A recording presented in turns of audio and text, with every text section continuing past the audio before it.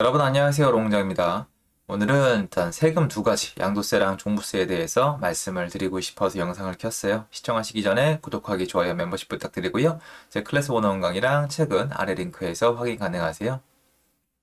공시가 15억, 7억 2주택자 다음 달까지 팔면 세부담이 3억이 내려간대요. 15억 주택 8억 5천만 원 차익 내고 매도하면 양도세 5억 4천만 원에서 2억 7천만 원으로 줄어든다. 오늘 제가 하고 싶은 얘기가 뭐냐면요. 이 다주택자를 좀 그냥 좀 내버려두면 안 될까요? 라는 얘기를 말씀드리는 건데 오해하기 참 쉽잖아요. 지난 5년 동안 얘기를 꺼내면 안 되는 부분이었으니까. 그리고 오늘은 다주택자가 뭐 전세를 공급한다는 둥, 뭐 민간 시장에 임대차 시장에 공급자라는 둥 그 얘기는 안 할게요. 근데 그건 팩트입니다, 여러분. 여러분도 다 아실 거예요, 이제. 문제가 뭐냐면 요 기사 네이버 기사인데요. 아래 정리가 잘 돼 있어요. 읽어드리면 복잡한데 간단히 말씀을 드릴게요. 지금 양도세에 대해서 중과를 유예한다는 얘기가 나왔잖아요. 그리고 그게 이르면 4월, 늦으면 5월 달부터 시작되는데, 그거랑 항상 맞물리는 게 하나 있어요, 지금.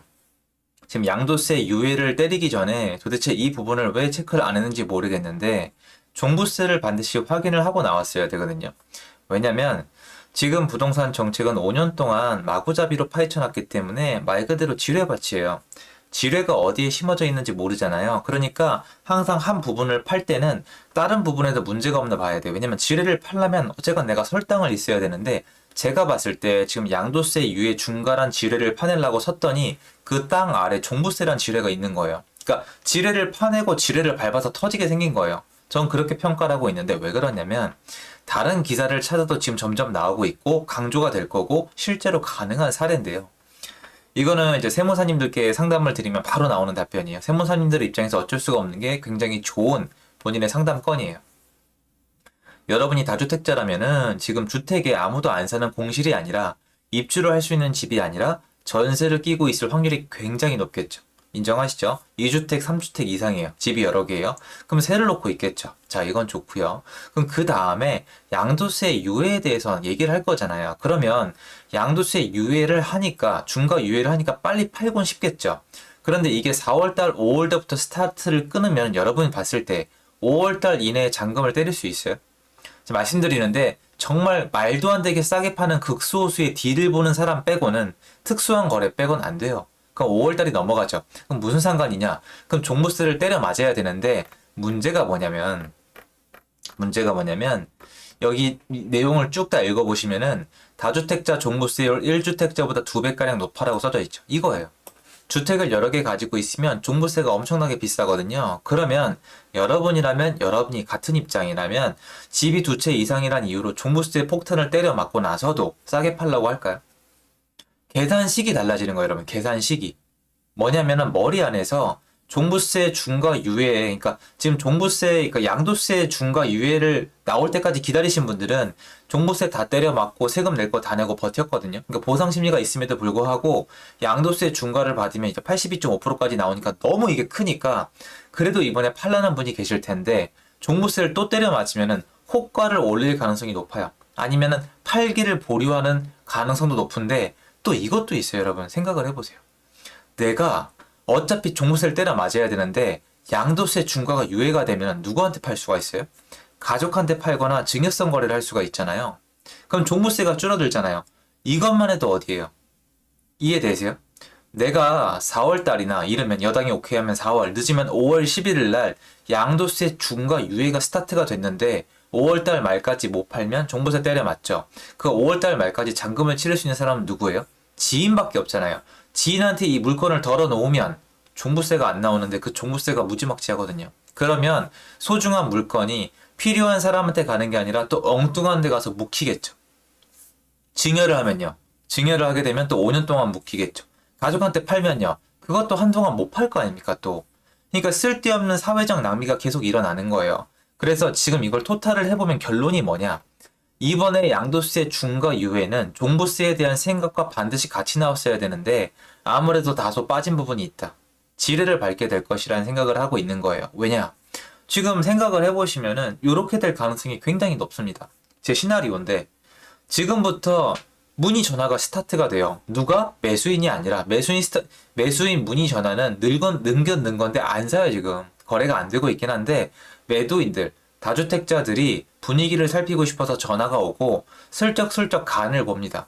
내놓는 분들도 있어요. 진짜 팔마음인지 모르겠는데 어쨌건 이분들이 알고 있는 게 뭐예요? 나 이대로 가면은 어쨌건 종부세는 때려 맞아야 된다는 거예요. 다주택자들은 대부분이 종부세를 때려 맞아요, 여러분. 왜냐면 이 굉장히 낮거든요. 이 커트라인이 3주택자 이상이면은. 그럼 때려 맞았죠. 그럼 때려 맞게 되면 당연히 나는 이 가격을 더 받고 싶어 할 거란 말이에요. 그러면 이 사람들이 일단은 어떻게든 팔아보려고 또 바람을 한번 잡아보려고 매물을 내놓죠. 매물을 4월달, 5월달에 중과세 유예를 받기 위해서 내놔요. 그럼 매물이 좀 많잖아요. 그런데 이게 거래가 안 될 거란 말이에요. 거래가 안 되는데 거래가 안 된 상태로 수요자들이 괜찮아 좀 깎아보고 지켜보다가 거래를 한다 해도 6월달 이후에 잔금이잖아요. 그러다가 이 사람들이 종부세를 때려 맞으면서 호가를 올리게 되면은 굉장히 시장에 왜곡 효과가 생겨요. 그러니까 니네 마음대로 호가를 누가 마음대로 올리게 해주냐라고 말씀하시고 싶을지라도 작년과 재작년에 이 현상은 확실히 있었거든요. 그러니까 종부세, 세금의 정가 문제는 이제 사이언스잖아요. 과학이잖아요. 이게 일어날 수가 있고 또는 그 전에 엉뚱한 거래를 통해서 종부세를 드러낼 수도 있고 그러니까 소비자 입장에서 생각하면 원하는 걸 못 얻는 거예요.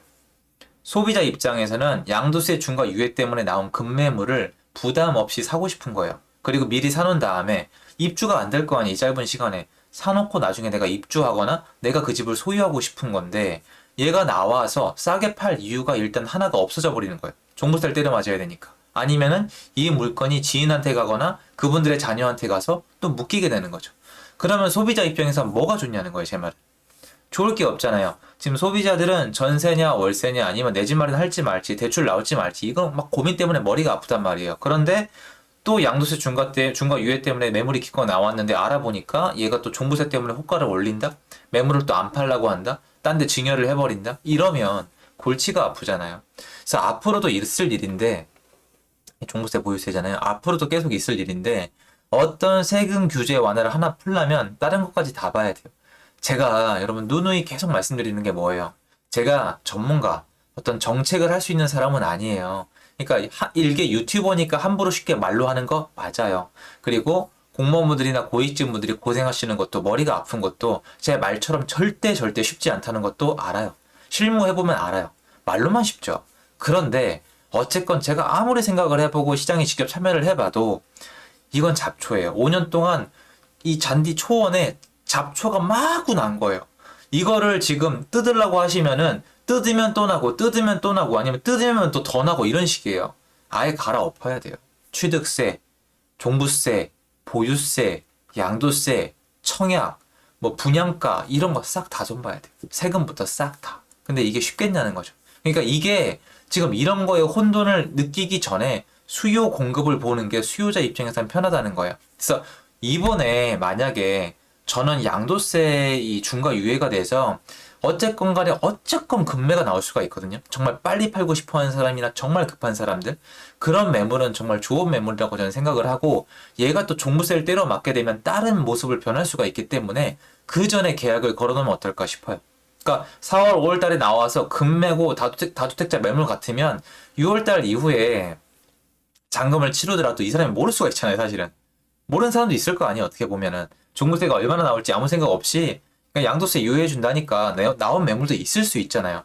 그런 걸 잡아보면 어떨까라는 생각 들어요. 왜냐면은 작년, 재작년 보면은 종부세 때려 맞고 호가 올리는 거는 지금 거의 법칙처럼 하고 있거든요. 근데 문제가 뭐냐면 6월 달 이후에 주택에 대한 수요가 늘어날 확률이 너무 높은 게 신축 공급은 줄어들고 서울 기준이에요. 그리고 임대차 3법 2년 만기가 돌아오거든요. 그러니까 6월 달 이후에 수요는 올라갈 것 같은데 양도세 중과 유예를 통해서 공급을 해주시는 건 알겠는데 6월 1일이란 기점이 넘어가면 효과가 반감하거나 부작용이 일어날 수가 있거든요. 그러니까 차라리 시작점을 좀 변동을 시키거나 종부세랑 같이 연동을 시켰으면 좋지 않을까 싶은데 사실 그게 되진 않아요, 지금. 5월 11일 날 집권해서 그게 되진 않거든요. 이걸 어떻게 풀어나가야 될까라는 생각이 많이 들 것 같아요. 그래서 제가 생각하기에는 차차 양도세 중과 유예나 양도세 면제 이런 것들과 함께 종부세도 꼭 손을 봐야 되지 않을까. 그리고 이 물건이 나왔을 때 제대로 돌게 하려면은 수요자들 입장에서도 살 수 있는 체력인 대출도 돼야 되지 않나 이런 생각이 들어서 저조차도 생각을 하면 되게 복잡해요. 지금 시장이 많이 망가져 있는 것 같긴 한데 어쨌건 앞으로 우리가 같이 지켜봐야 되는 건 이렇게 부분식으로 조건식으로 풀면은 다른 거랑 엮여서 역효과가 나올 수밖에 없는 게 이 정책들이 지금 이렇게 만들어져 왔어요. 여기 좀 손댔다가 저기 좀 손댔다가 요렇게 하기 때문에 다 엉켜가지고 잡초들이 뿌리가 솔에 잡초가 여기저기 나는데 뿌리가 솔에 엉켜있는 그런 느낌이거든요. 그래서 여러분도 앞으로 정책이 뭐가 나오면 이런 것들을 참고해서 같이 보시고 어떤 역효과가 있는지 어떤 순효과가 있는지 그거에 맞춰서는 어떤 선택을 해야 될지 충분히 생각을 해보셨으면 좋겠습니다. 도움되셨으면 좋겠고요. 제 영상은 여기까지입니다. 감사합니다.